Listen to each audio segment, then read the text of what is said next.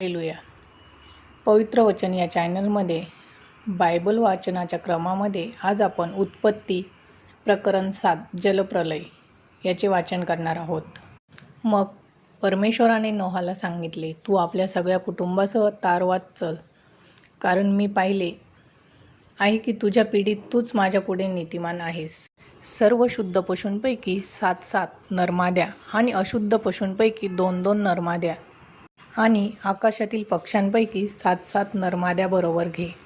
अशाने भूतलावर त्यांचे बीज राहील.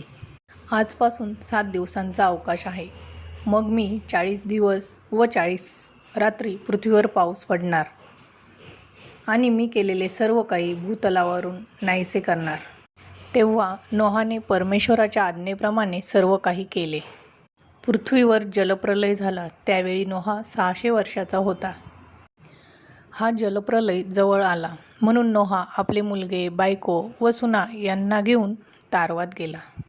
शुद्ध अशुद्ध पशुपक्षी व भूमीवर रांगणारे सर्व प्राणी यांतून नर व मादी अशी जोडीजोडीने देवाने नोहाला आज्ञा केल्याप्रमाणे तारवात त्याच्याकडे गेली. 7 दिवसांनंतर प्रलयाचे पाणी पृथ्वीवर आले.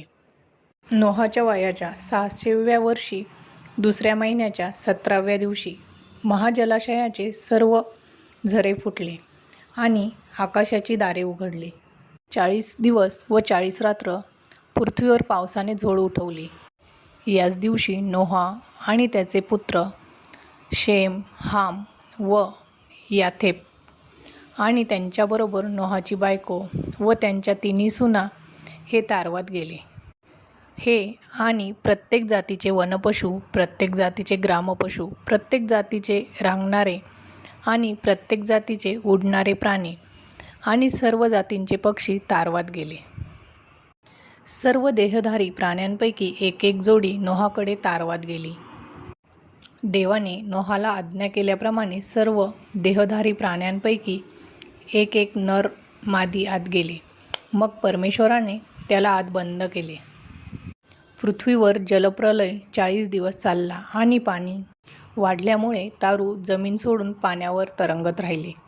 प्रलय होऊन पृथ्वीवर पाणी फार वाढले आणि तारू पाण्याच्या पृष्ठभागावर तरंगत चालले. पृथ्वीवर पाण्याचा अतिशय जोर झाला व त्या सगळ्या आकाशाखालचे सर्व उंच पर्वत बुडाले. पाणी त्यांच्यावर 15 हात चढले. याप्रमाणे सर्व पर्वत झाकून गेले. तेव्हा पृथ्वीवर संचार करणारे सर्व प्राणी म्हणजेच पक्षी, ग्रामपशु, वनपशु, पृथ्वीवर गजबजू राहिलेले सर्व जीवजंतू व सर्व मानव मरण पावले. ज्याच्या म्हणून नागपुड्यांत जीवनाचा श्वास होता ते कोरड्या जमिनीवरील झाडून सारे मेले. पृथ्वीच्या पाठीवर असणारे सर्व काही म्हणजे मानव, पशु, रांगणारे प्राणी, आकाशातील पक्षी या सर्वांचा नाश देवाने केला.